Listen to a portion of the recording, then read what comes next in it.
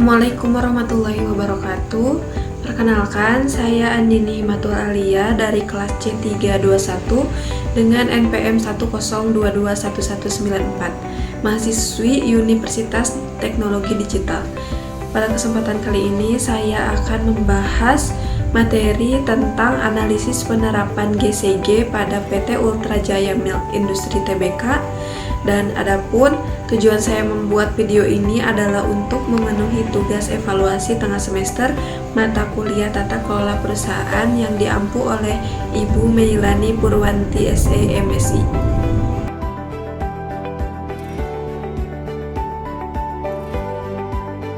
Baik, langsung saja ke definisi dari GCG itu sendiri.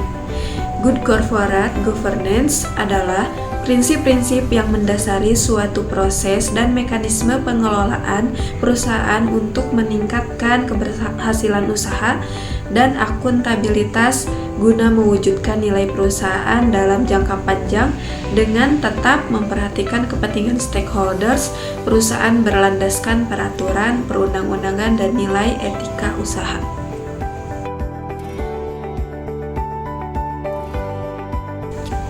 Baik, selanjutnya ada profil perusahaan dari PT Ultra Jaya Milk Industri Tbk.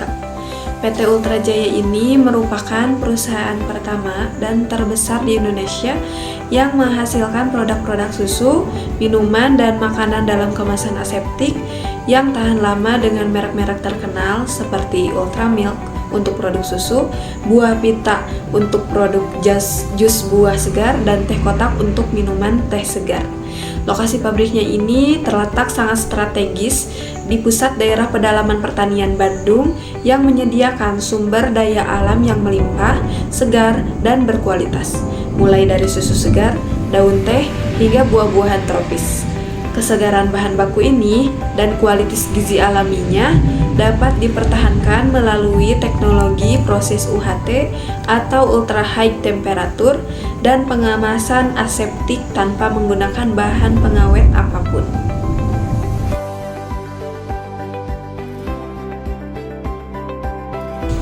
Selanjutnya ada analisis GCG dari PT Ultra Jaya itu sendiri. Berdasarkan laporan komite auditnya, PT Ultra Jaya ini dapat dikatakan telah menerapkan prinsip tata kelola perusahaan yang baik secara berkesinambungan yang telah tercermin dari pelaksanaannya, yaitu diantaranya sebagai berikut.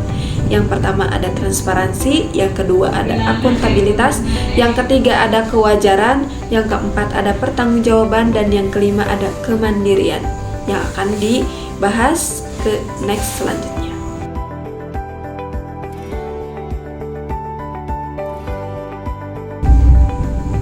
Yang pertama ada transparansi.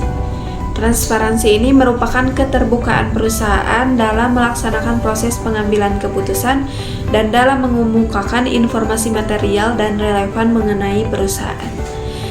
Adapun penerapannya yaitu di dalam anggaran dasar perseroan diatur hal-hal mengenai maksud dan tujuan serta kegiatan untuk perseroan, modal perseroan, dan seluk-beluk tentang saham perseroan. Terus, anggaran dasar perseroan juga mengatur pula tentang hal-hal yang berkaitan dengan rapat umum pemegang saham, tugas dan wewenang direksi, tugas dan wewenang komisaris, ketentuan tentang rencana kerja, tahun ukuran dan laporan keuangan, ketentuan mengenai penggunaan laba dan pembagian dividen, dan hal-hal produk yang penting lainnya yang diperlukan dalam mengelola sebuah perusahaan. Dan yang ketiga ada semua ini cukup mencerminkan perlindungan terhadap hak dan kepentingan dari pemegang saham perseroan.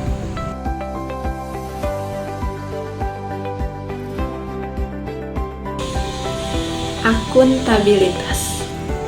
Kejelasan fungsi, pelaksanaan, dan pertanggungjawaban organ atau rapat umum pemegang saham, komisaris, dan direksi sehingga pengelola perusahaan terlaksana secara efektif. Adapun penerapannya, yang pertama ada rapat umum pemegang saham.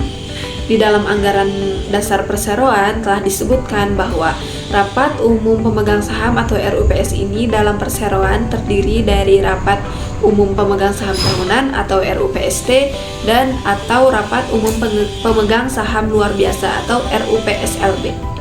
Adapun agendanya yaitu menyetujui laporan tahunan termasuk pengesahan laporan keuangan tahunan serta laporan tugas pengawasan Dewan Komisaris, memutuskan penggunaan laba, menunjuk akuntan publik yang akan memeriksa pembukuan perseroan, membahas agenda lainnya yang diusulkan sepanjang agenda tersebut dimungkinkan berdasarkan anggaran dasar perseroan dan peraturan perundang-undangan lainnya yang terkait dengan status atau kegiatan usaha perseroan.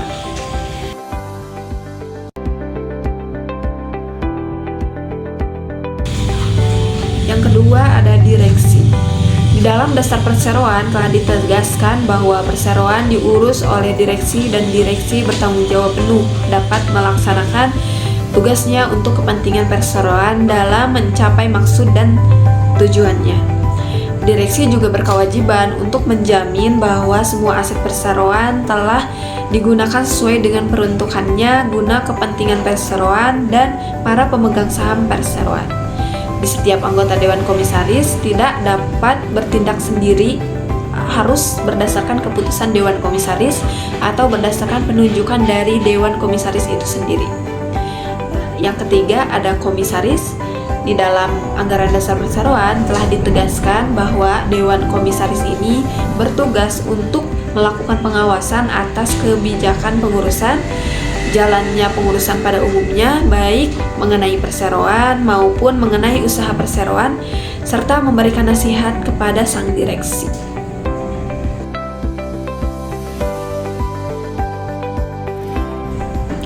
Selanjutnya ada kewajaran, keadilan dan kesetaraan dalam memenuhi hak-hak stakeholder yang timbul berdasarkan perjanjian dan peraturan perundang-undangan.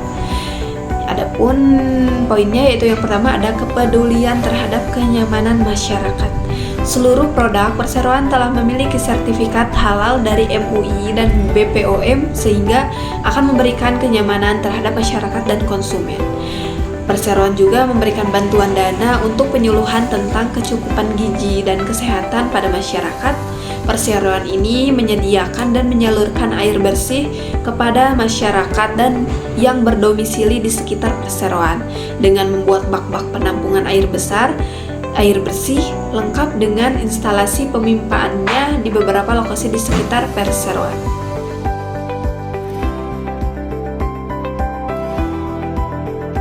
Selanjutnya ada kepedulian terhadap seni dan budaya daerah.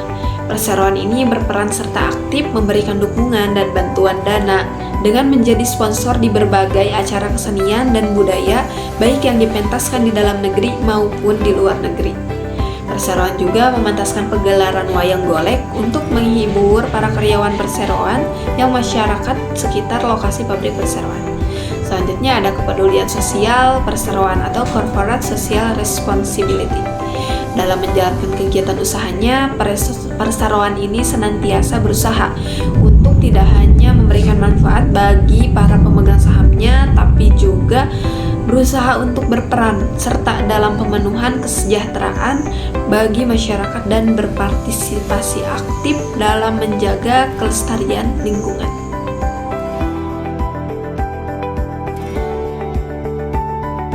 Kewajaran selanjutnya ada kepedulian akan lingkungan hidup. Perseroan melengkapi fasilitas produksi dengan peralatan pengolahan limbah yang dibutuhkan dan memperkerjakan personal untuk memantau kepatuhan terhadap standar lingkungan hidup yang ditetapkan. Kegiatan pengolahan limbah terutama sekali melibatkan pemantauan dan pembuangan limbah padat dan cair. Perseroan menggunakan kemasan karton yang ramah lingkungan.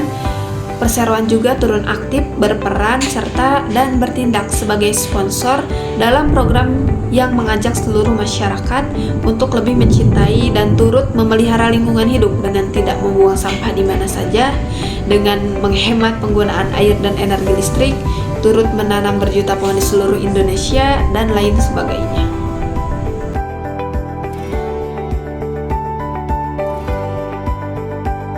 Kewajaran selanjutnya ada kepedulian di bidang kehidupan beragama. Perseroan dengan peran secara aktif memberikan dukungan untuk acara dan kegiatan yang bertemakan keagamaan, terutama dukungan berupa dana dan material yang lainnya. Nah, selanjutnya ada kepedulian di bidang pendidikan. Perusahaan berperan serta secara aktif melalui program pemberian beasiswa, program bantuan pembangunan atau renovasi bangunan sekolah, atau menjadi sponsor dalam berbagai acara, seminar, dan kegiatan-kegiatan yang bertemakan pendidikan.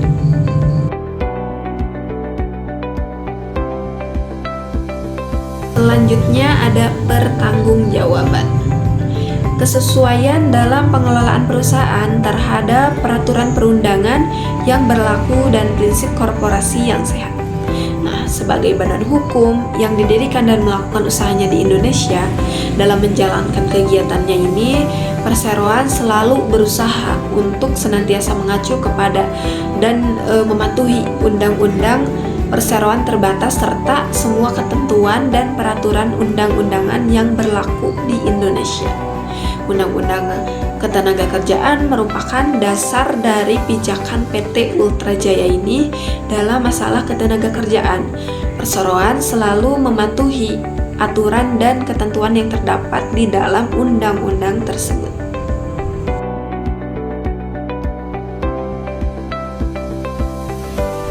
Selain itu, perseroan juga telah memiliki perjanjian kerja bersama PKB yang merupakan panduan bagi seluruh karyawan dalam melaksanakan tugasnya. Peraturan ini bisa berbentuk surat keputusan direksi, memo direksi, pengumuman direksi, dan lain-lain. Baik PKN maupun peraturan perusahaan mengatur bagaimana karyawan perseroan harus menjalankan tugasnya sesuai dengan hukum, nilai-nilai etika dan perundang-undangan yang berlaku, serta melarang untuk melakukan tindakan-tindakan yang bertentangan dengan aturan perseroan dan hukum serta perundangan yang berlaku. Sebagai perusahaan terbuka, perseroan selalu mematuhi undang-undang pasar modal dan ketentuan serta peraturan mengenai pasar modal yang berlaku, seperti peraturan dari berlakunya bursa efek di mana saham-saham perseroan diperdagangkan.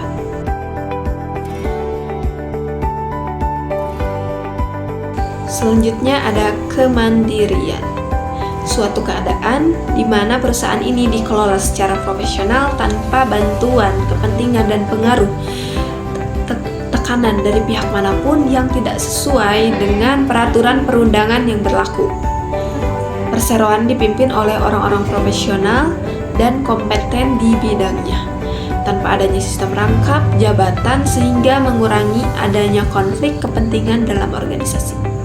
Mengangkat dan memberikan dewan direksi serta mengambil keputusan yang signifikan berdasarkan RUPS. PT Ultra Jaya ini juga memiliki komite yang dibentuk Dewan Komisaris dengan tujuan untuk membantu Dewan Komisaris dalam melaksanakan tugas pengawasannya.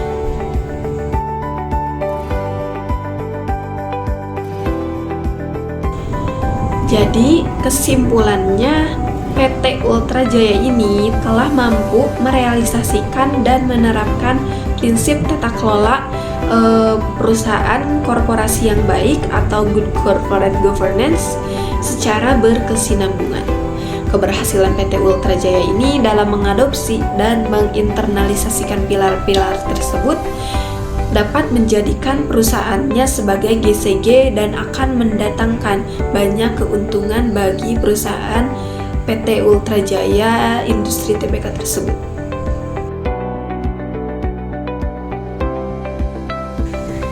Sekian presentasi dari saya. Mohon maaf apabila terdapat banyak kesalahan serta kekurangan. Wassalamualaikum warahmatullahi wabarakatuh.